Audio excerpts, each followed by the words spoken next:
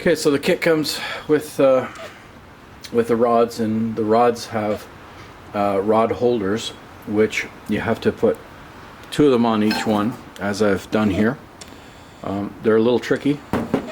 They come and they're actually very tight, so you need to gently use a screwdriver to pry them apart and slip them on.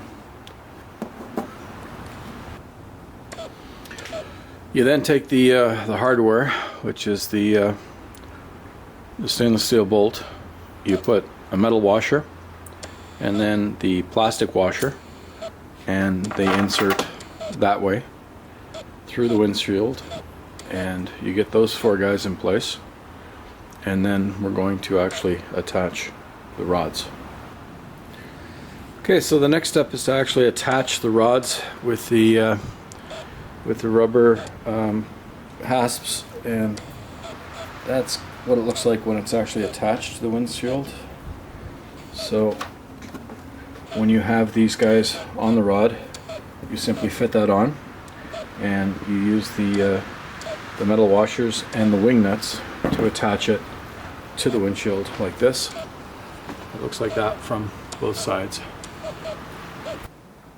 Okay, so the mounting brackets go on the handlebars at this location, just above the all the instrumentation on the 2012 Shadow.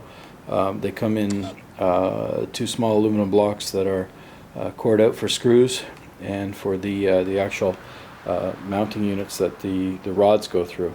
So when you actually get them in this orientation, you'll be able to slip the windshield on and adjust it accordingly.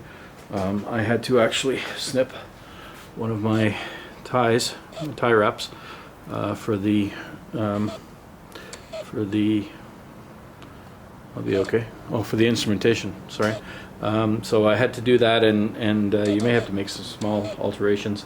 The rods are kind of long as well, so you may want to actually take the time to cut them down. I'm going to try them for the first week in the position that they'll settle on, and then see how it protects me from the wind. But the turning radius is tight. When the rod goes through the hole and gets screwed in to mount, it's quite long and it comes past, and you have to make sure that you allow for the turning radius to be able to make sure that you can obviously turn safely. Okay, so the windshield is now pushed on, and through the connecting rods are through the aluminum blocks. As you can see, they're sticking through, and there they are there. And again, when you set this up, you want to make sure that you allow for a clean turning radius.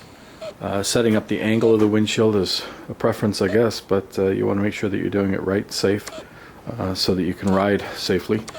So I'm going to tighten it all up in the position that I want, and then we'll see what it looks like actually tied together. Alright, so I've got it in the orientation that I'm going to prefer, at least I'm going to try it. Again, you need to be able to tighten all the screws, both of them, that go into the